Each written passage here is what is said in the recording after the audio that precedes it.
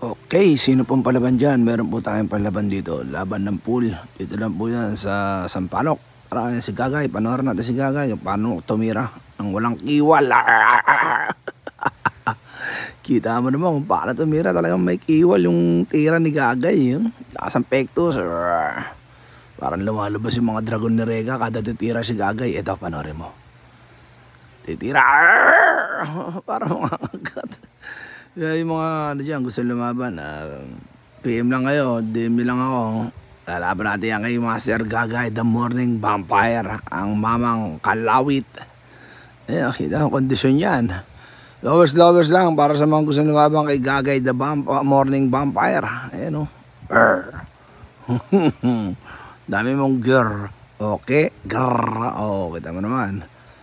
Napakalupit po na player niya ng pool dito sa Sampaloc. Ayan.